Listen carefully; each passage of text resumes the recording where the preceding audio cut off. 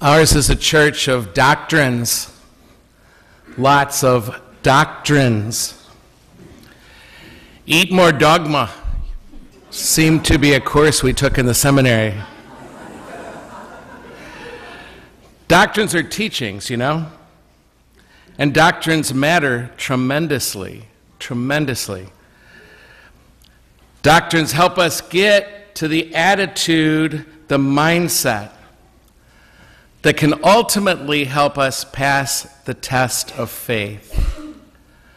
But doctrine in itself is not faith. Doctrines are here to help us towards faith, and they really can. Almost like changing my attitude can help me behave differently. But the real test of whether or not I believe, the real test of whether or not you believe, is really one and only one thing: behavior, practice, behavior, action, behavior. It's the practice of our faith that defines whether or not we're a believer, not how many doctrines I can assent to. My practice defines my faith, and if the way I live in any given hour or over a week's time or over a lifetime does not say what I profess, what I say with my words or even think about believing, to that extent, my profession is dishonest. An honest faith is quite honestly to say that I believe and I don't believe. I believe and I also don't believe. You see, ours is a practical Christianity. If I say I believe, then I must indeed be a practical believer as well. If I believe it up here, if I say yes, if I sign every document saying I believe everything the church teaches, preaches, and believes, I can sign all those documents I want. But if I'm not practicing it, then I've just flunked the test of faith. What ultimately defines my faith, and yours, as a matter of fact, is our practice. How am I acting? Given what I'm doing right now, what am I saying with my actions? What am I saying by my actions that I believe is true? Truth is, some of me believes, and some of me does not. An example of how ironic this can get sometimes. If I were to ask you this morning if you are dedicating yourselves to the service of love and of mercy, or to the obsessive accumulation of money at the expense of everything else in your life, most of you would never choose the last thing. You would never say out loud, yes, I'm dedicating the rest of my life to the obsessive accumulation of wealth. Most of us would want to say, I'm dedicating my life to love and mercy. But the point is not who we say we serve, what we say we serve, but what we truly are devoted to in our everyday existence. That tells me, in my action and the world around me, what I really believe. What did I give my energy to today, or my passion, or my dreams? What regulated my existence today? What resources and where did I spend those resources today? It's ironic, isn't it, that in our daily lives we would all agree that pursuing wealth above all else does not make us happier. We would agree, all of us, that owning a larger home does not leave us more content, or working all the hours we possibly can is the way to get the most out of life. But the problem is, I'm acting day in and day out as if pursuing well or owning a larger home or working harder will get us more out of life. we keep disavowing the very activity we're engaged in. We keep disavowing the very activity we are engaged in. Therefore, in practice, I'm serving an idea that I really intellectually reject. In practice, I'm serving an idea that I intellectually reject. And so you see this gulf. You see this enormous gulf between our beliefs and our actions. And we cannot any longer mask that gap, you and I. It's hurting us. We can't pretend like that gap between our beliefs and our actions does not exist anymore. For example, if I say God is who God is and who God is as somebody who takes care of me, why am I always so worried about myself and my well-being and making sure my needs are met? Why? If God is this great providential lover, and yet I do, how can I say I believe when in action my worries are saying I don't believe? And if there's a higher power in my life that I call God, who God is running the universe and calling the universe to its omega point, actually, another homily for another day,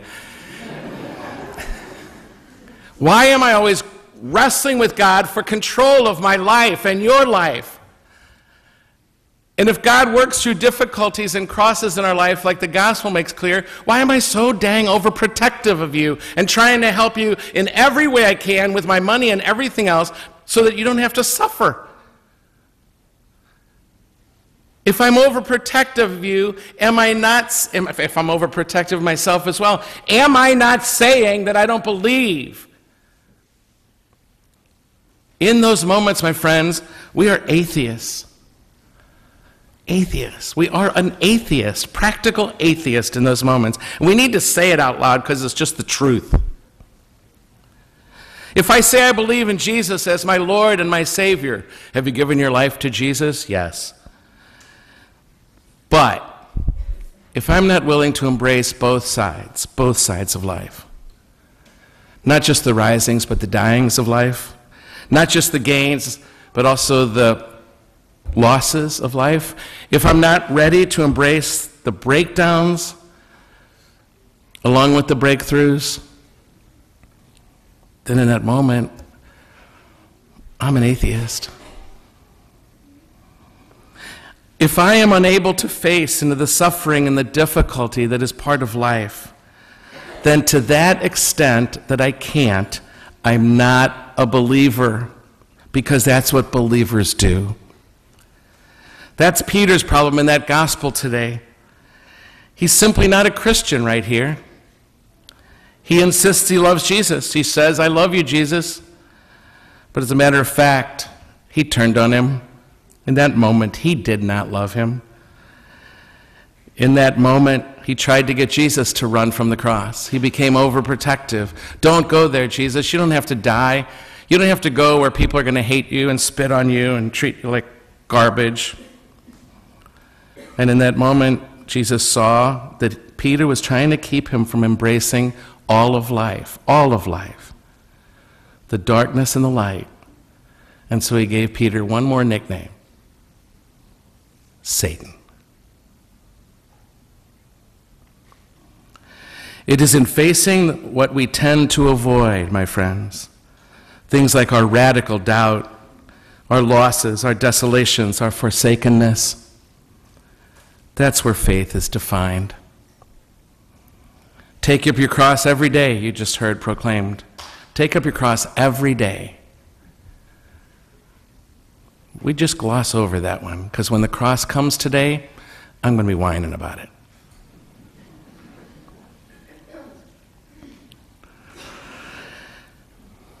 That's embracing all of life, even its darkness, is where faith is defined. And if I'm not doing that, I don't have faith in that moment. We must be able to participate in everything the crucifixion was about to be a true believer. We have to be available to our own darkness and the darkness of the world. The truth is, you and I can sit here all we want and affirm the crucifixion of Jesus. Christ has died, Christ is risen. But the truth is, I can sit here and affirm that all I want and never let myself feel it when it comes to me or when it comes to you. When it's our turn to participate in that, I can be amazing at distracting myself, and maybe even distracting you from your crosses, which is even worse. In those moments, I'm an atheist. John Wesley called this experience, he called it almost Christian. He said, we're really just almost Christian, you and I, almost Christian. We better be careful about saying I'm a Christian when all of us are almost Christians. He talked about the refusal of the crucifixion in our lives. Mass sometimes even becomes that for people, even their prayers. This Mass should not be that something in our lives that helps us avoid our participation in the cross. This Mass should rather seek to bring us all into contact with our own pain and our suffering. Not a distraction from it, but this Mass should bring us into contact with our pain and our suffering. So should our prayers, our contemplative practices, our yoga, and everything else we try to do that mostly end up being distractions. Not that those things are bad. Don't write me any letters. But if we're using them that way to distract ourselves from our crosses, something's very wrong with our faith. The stage of being almost Christian, nothing's missing here for us. We're going to profess our faith in a few minutes. We came to church today. Nothing is missing, except what's missing sometimes for us who are here right now is the subjective participation in the cross we will not let ourselves have. In other words, we have to let ourselves participate in the suffering of the world, my friends. We have to feel our pain and the losses and the pain of the world. Religion is not here. It's not here to distract us from the darkness. When that happens, we are actually using God against God.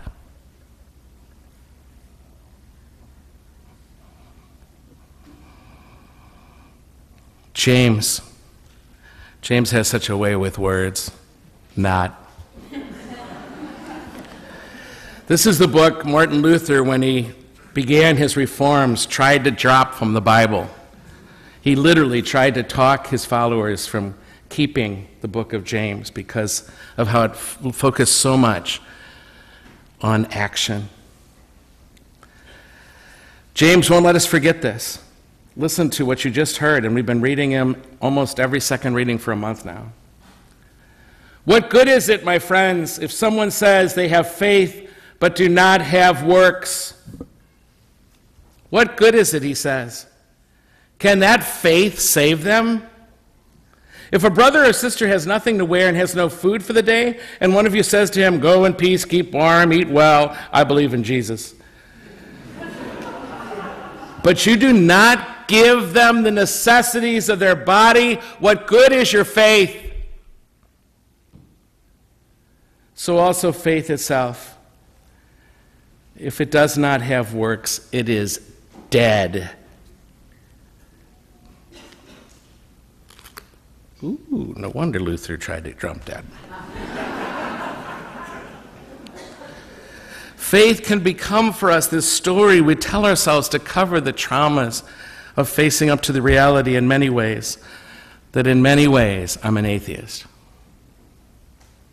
And it's time we were honest about that. It's our actions, really, my friends. It's our actions that lay bare our beliefs. Our actions will truly show us the master we serve, the master we love. Our actions will show that to us. In this way, it is often the people around us who are better at judging what we really believe than we ourselves are, because we're so good at hiding the truth from ourselves. Our practices do fall short of our beliefs, but that's the wrong way to say it. Let me shift that again. Our practices do not fall short of our beliefs. They are our beliefs.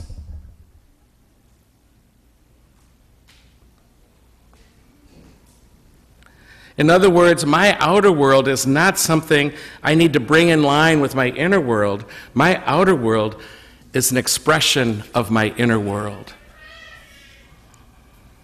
an expression of what I believe. The Bible rails against any practice of faith that is not all about justice, paying heed to the widow and the orphan, turning a blind eye to the cries of the poor and the oppressed. It's just not faith. The Bible says it again and again.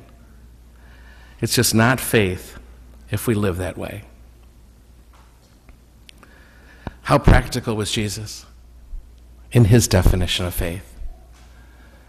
I was really hungry. You gave me food. I was thirsty. You gave me something to drink. I was really lonely, and you came and visited me. I had no home. You invited me into yours. Or dare I go one step further? I had no homeland where my children could feel safe, and you invited me into your homeland. That, Jesus says, is faith. It's true for love, isn't it? Isn't my expression of love to you verbally really just an expression of my desire and my intention to love you? Because as a matter of fact, I can say I love you all I want, but if today I didn't show it to you, in that moment I didn't love you. I didn't love you in that moment. It's the same with faith. Total parallel. And there are some times when you can see clearly that I love you, and you'll be able to see clearly that I believe. The bottom line is clear. Belief in God is manifest in nothing other than a Christ-like life. God is affirmed only through a passionate participation in all of life. The dyings and the risings of life, all of our lives, both sides of life. I cannot claim to believe in God except as love emanates from me and touches the world through me. And I believe in God is nothing but a lie if it's not manifest in our lives. Because you and I only believe in God insofar as we love. So, my friends, the next time somebody asks you if you believe in God, the only honest answer is, I aspire to, or even better, ask my friends, or perhaps even best, ask my enemies.